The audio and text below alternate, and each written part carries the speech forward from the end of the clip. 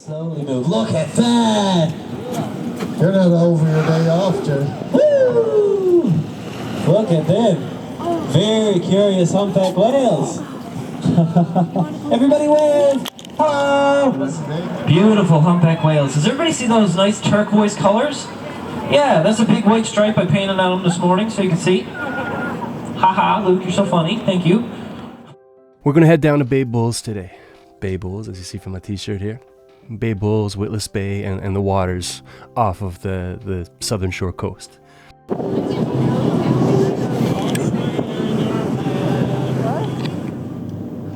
Heading from St. John's south on the Southern Shore Highway, you come across Bay Bulls pretty quickly. Witless Bay is a little bit past, but you're actually going to drive into Bay Bulls to take advantage of one of these tours that I'm about to tell you a little bit about. Bay Bulls is pretty famous as a whale watching destination. There are a couple of tour operators that operate out of Bay Bulls. The operator that we selected for no reason other than the schedule worked a little bit better for us last year when we took this tour was Gatherall's. The other major tour operator is O'Brien's, and I would never normally say in my videos like please watch to the end to find out something crazy or whatever that hook is supposed to be, but the way that this video is planned out, things do flow kind of like in time chronologically, and at the end of the story there's a nice little message, I guess, that exemplifies that Newfoundland spirit of cooperation that sometimes is a myth, sometimes is very real. So please stick around till the end of the video and hear what I'm talking about between Gatherall's and O'Brien's, because it's kind of nice. But we went on a boat tour to see whales in late July 2023, and as it turned out, that day it wasn't a particularly nice day. The fog was really thick, as it quite often is on the southern shore, all the way down to Cape Race. It's known as like the foggiest place in the world. I think there was a record for something like 300 plus days of fog.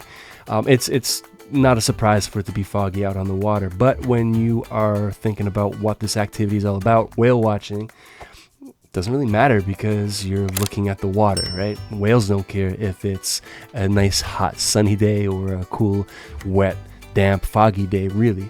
So if you have plans to partake in one of these tours and it is a miserable day, the companies, if I understand properly, will let you cancel within like 24 hours notice.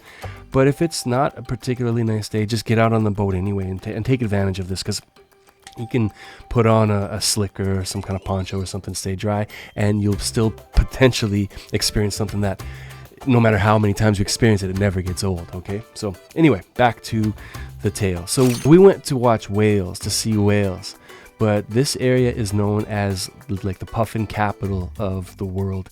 It's the largest, I believe, puffin colony anywhere in the world. And about 360,000 individual puffins. Like Captain Al said, this is the largest puffin colony in North America, the second largest in the world. The second largest in the world. I have another video that I'm working on right now where I talk about Elliston, where the experience is unbelievable and you get up and close and personal with puffins in Elliston. And you can't really do that in this experience in Bay Bulls. Puffins are seabirds, and they nest in areas that aren't accessible by people. It's illegal for any humans to actually step foot on this island, only the biologists.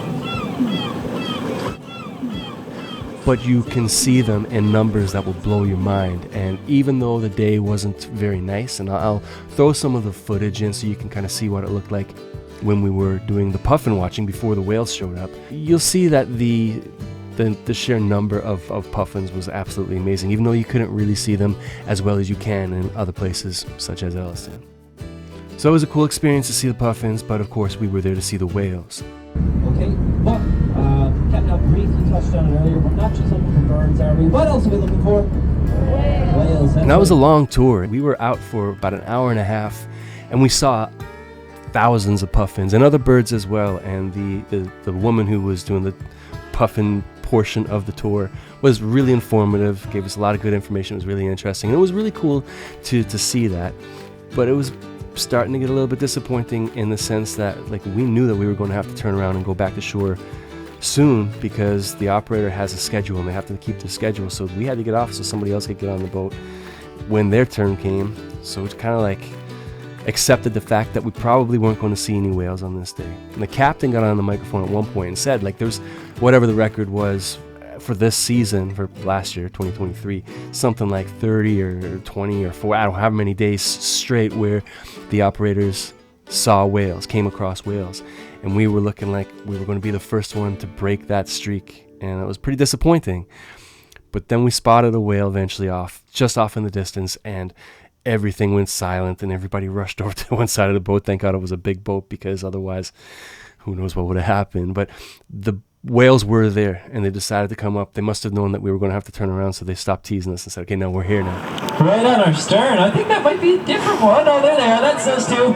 There you go. Right along our starboard side, guys. Anybody downstairs, look at your right-hand window. All right, your starboard hand window. And they're probably going to come traverse right up alongside of us. Beautiful humpback whales. Bellies together. The males will actually push against the coral reefs and get those iconic scratches on that dorsal fin.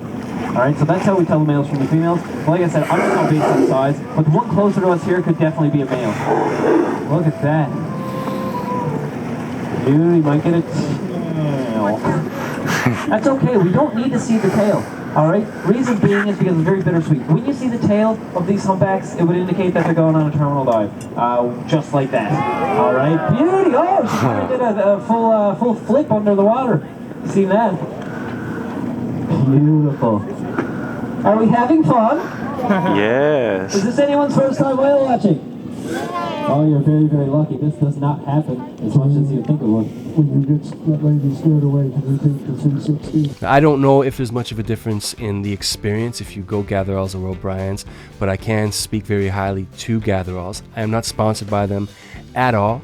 I just wanted to let you know, because there's two major operators, and there's probably smaller ones as well. I don't want to alienate you if you are a smaller operator. Maybe if you are familiar with other tourism operators, if you want to drop their name in the comments or their location, any type of information that you can talk more about where people can go to watch whales on the water anywhere in Newfoundland, feel free, leave a comment. I don't mind spreading the word for other operators as well. I know Gatheralls and O'Brien's, and that's really all I really know, but I'm happy to help spread the word for other operators too, if anybody's watching knows of others. We chose the Gatheralls experience, and the operators, the captain of the boat, the hosts. There was a young man and a young woman who were basically guiding us through the Puffin experience and the whale experience kind of separately. The young man who kind of guided us through the introduction and then the whale portion of the experience was so nice, so funny. He had a couple of instances where he sang a couple of my favorite Newfoundland songs. Of course, there was Big Bow Wow, I know the Irish Descendants version, and then a buddy, what's his name, and the other fella song, the song for Newfoundland. You'll hear them in this video when the time is right. So I heard him say in the video, his name is Luke. So if you watch this, fantastic job, keep up the good work. For anybody who is curious of which song is which, the first song that you'll hear will be the Irish Descendants, or it's not an Irish Descendants song, but it's Big Bow Wow, I know the Irish Descendants version of it. And then the other one is a buddy what's his name original called Song for Newfoundland. That's going to be at the end of this video. Okay, I'm going to ask every single person's favor to stop and clap along to my beat. Do you think you could do that for me? Yes. Oh, come on. Do you think you can do that for me? Yes. Okay, cool. Ultimately, the louder you are, better I'm going to sound. Okay?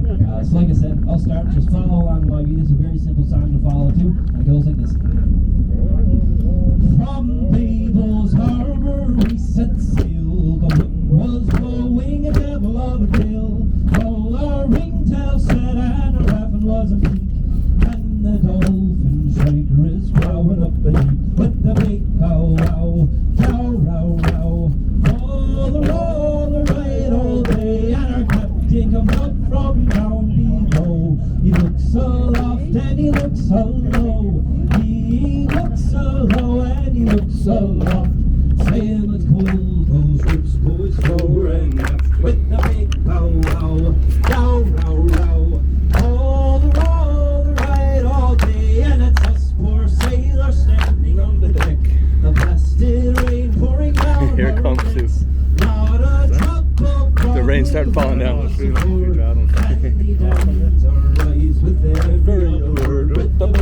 Hold on for a second. Oh, never hold it like, yeah, down low. Right all day. Now there's just one thing we sailors crave, for him to find our watery grave. We will shove him down in a dark deep hole, where the sharks can have his body and the devil take his soul. With the big pow wow, pow row row, all the ride all day. With the big pow wow, pow row row, all the ride all day. Thank you very much.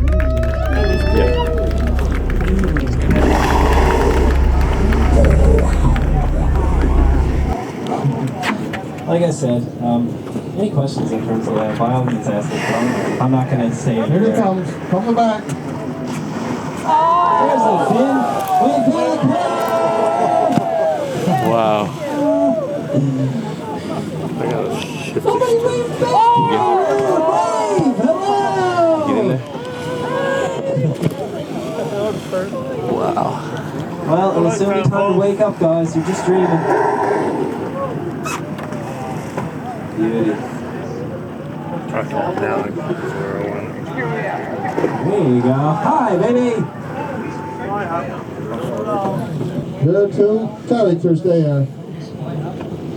These are the best personalities that you guys could ever find in Wales, okay? Every single humpback is different, just like us humans. Some of them want nothing to do with us. Some of them are like, you know, hello, how's your day? But these guys are nosy. And that's the way we like it, honestly. Look at them. They can't get enough of us. But this is probably our last look, guys. So I got a fine crowd down here on the bow.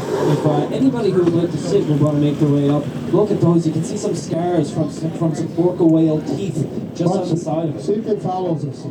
We're going to back up. That little teaser I left at the beginning about the competing operators, Gatheralls and O'Briens, they have been, both of them, in business for decades, and they both operate out of Bay Bulls. They've known each other for a long time, and the competition hasn't always been friendly as far as I know. But in the pandemic times when tourism was zero, these two operators decided to work together instead of competing, and there's a few nice stories about how they took advantage of a really, really down year, 2020, and probably 2021 as well. Didn't start off so good. They worked together and they made the best out of a very, very difficult situation, as any tourism operator, hospitality operator is aware of in that period. Well, it's as it seems right now. Maybe that spirit has carried on, or maybe it's just the Newfoundland way, but when we saw the whales and we got to experience them for a good 20 minutes or more, and they were right next to the boat. It was really, the pictures, the video here does not do justice for the experience, right? As you can probably hear, even from the operators who see this on an ongoing basis all the time. You can hear the excitement in their voices too. But we had 20 minutes or half an hour, however long, with the whales, and the captain said, look, this is great, but we have to let everybody get a chance to experience this. So we saw an O'Brien's boat coming towards us. It was like, we're going to back up so that they can get closer and they can experience what we all just experienced. Last couple of minutes, folks, before we pull out. Look at that. All right, guys, your best bet now is to put your camera down and watch, okay? Because we're going to give the other tour boat their opportunity to hang out with these whales. We're not going to put any pressure on them. Don't forget to wave. Everybody wave. So it was really nice. Like, they just, an informal working together, I guess. I don't know if there's any kind of relationship between the two companies because they are competing businesses. But the whole rising tides raises all ships.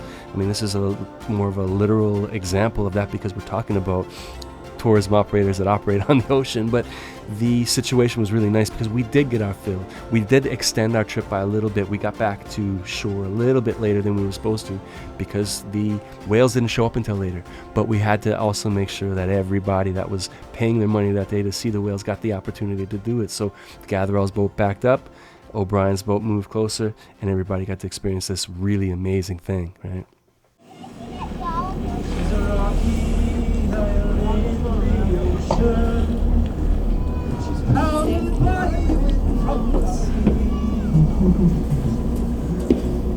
Think that she's rugged.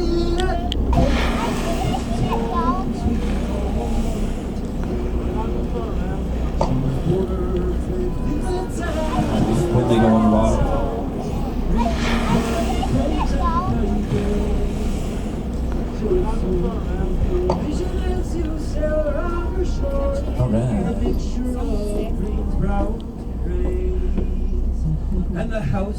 lie scattered among the rocks in the cove, trembleth orange, green, yellow, and blue. In Twillingate, folk o'er little heartsease, fortune proud river from Mars.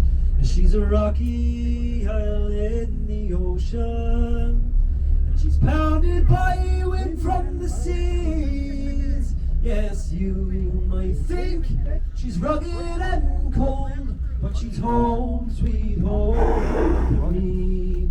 Boy, she's home, sweet home to me. Thank you very much, folks. That's all and like I said, that means that our tour is now over. But here in Newfoundland, we don't like to say that it's over. That's too sad. We says the arse is over. Alright, so the arse is now over. Please don't go arse out. Make your way back on the dry land. Thank you very much. And as we're tied up, So as I said, I have a dedicated video to Elliston coming very soon, and we're going to talk about a few different things that make Elliston an interesting draw in Newfoundland, particularly in the summertime. But the main focus is on puffins. So while I touched on them here in this video, I really get into a little bit more depth with them there, because the experience in Elliston when it comes to seeing the puffins was next level, right? So keep an eye out for that one. It's coming soon. In the meantime, if you enjoyed this video and you want to keep watching to get ideas about what you can do in Newfoundland, particularly in the summer, try this video right here. This might open your eyes to something that you weren't necessarily thinking about. If you do want to go check that one out, I'll see you over there. All right, be good.